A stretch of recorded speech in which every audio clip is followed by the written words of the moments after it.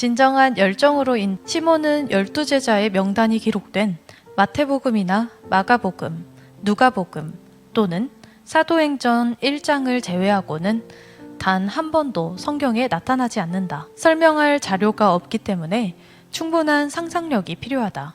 시몬은 마태복음 10장 4절과 마가복음 3장 18절에 동일하게 가나나인 시몬이라고 기록되어 있다. 그러나 누가복음 6장 15절에서는 그를 셀롯이라는 시몬이라고 소개한다. 셀롯은 열심이라는 뜻이다. 그래서 이 시몬은 열심당원이라고 말한다.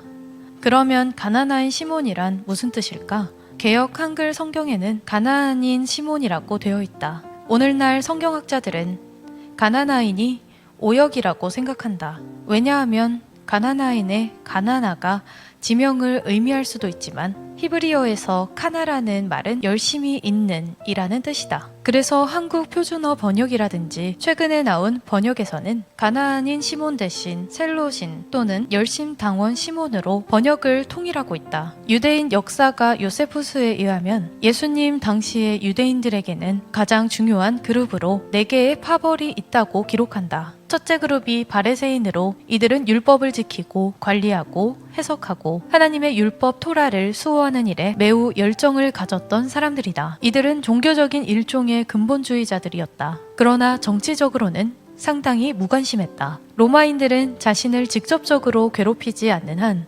그들과 싸우려 하지 않았다. 둘째 그룹은 사두개인으로 예수님 당시 유대인들 가운데 영향력을 끼치던 중요한 그룹이다. 이들은 당시 성전을 지키던 제사장 계급에 속한 사람들로서 종교적으로는 자유주의자들이었다. 그래서 성경을 문자 그대로 믿지 않고 멋대로 해석했다. 특별히 성경의 기적을 부인했기에 부활도 믿지 않았다. 정치적으로는 친로마주의자였다. 이들은 대부분 상류 계급에 속했고 로마에 붙어서 기득권을 누리려 했던 계급이었다. 셋째 그룹은 성경에 나오진 않지만 성경 이외의 문서에는 매우 다양하게 기록되는 파벌인 에세네파이다. 이들은 일종의 금욕주의자들로서 메사의 경건을 추구했고 욕심을 절제하며 살았다. 그리고 메시아에게만 소망을 두면서 메시아의 오심을 대망하고 있었다. 이들은 사회적으로 격리되어 광야로 나가 일종의 공동체를 이루고 살았다. 넷째 그룹은 열심당원이다. 이들은 철저한 반로마주의자들이었다. 로마인들도 이들은 아주 싫어했다. 이들은 무력투쟁을 통해서라도 민족이 회복되어야 한다고 굳게 믿었던 일종의 공격적 애국자들이었다. 로마에 세금 내는 것을 거부했으며 극단의 테러를 통해 로마인들 혹은 친로마적인 유대인들을 살인하는 일에 가담했다. 로마와 적당하게 타협하며 상당한 자유를 누리던 평범한 유대인들은 이 열심당원들을 매우 싫어했다. 예수님의 12제자 가운데는 열심당원이 시몬 말고도 더 있었던 것 같다. 그런데 예수님의 제자들 가운데는 열심당원들을 싫어하는 세리도 있었고 열심당원도 있었다.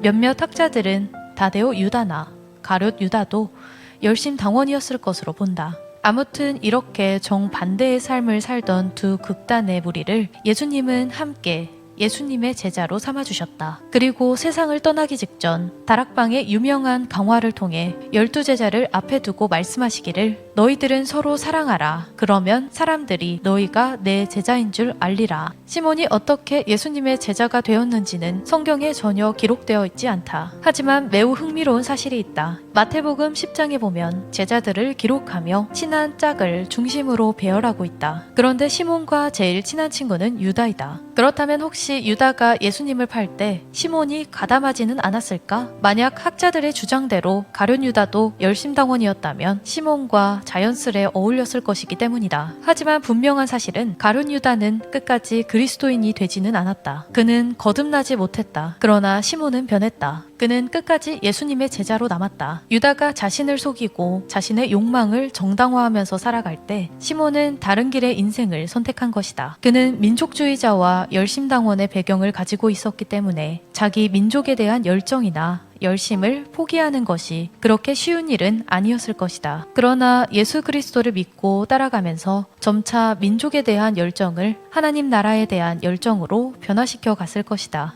성경학자들은 사도행전 1장 6절에 주께서 이스라엘 나라를 회복하심이 이때니까 라는 제자의 질문을 시몬이라 추정한다.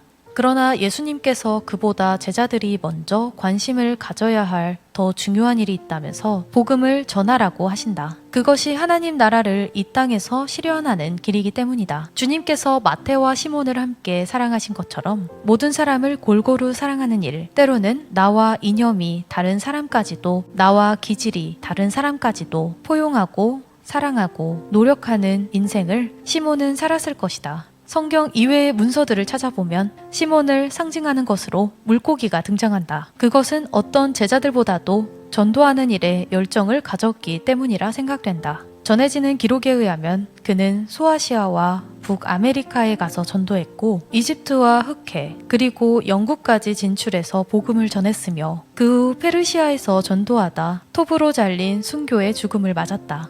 사랑하는 여러분, 교회는 빈부귀천, 남녀노소, 야당, 여당, 유식, 무식, 애국자와 매국노 등등 누구든지 함께 모이는 것이 교회입니다. 이렇게 다양한 사람들이 모였던 예수님 주변의 12제자의 공통 분모가 있습니다. 그 공통 분모는 전도자였습니다. 결론은 전도하는 제자였습니다. 남은 생애를 예수님처럼 12제자를 세우는 전도자로 사시기를 간절히 기원합니다.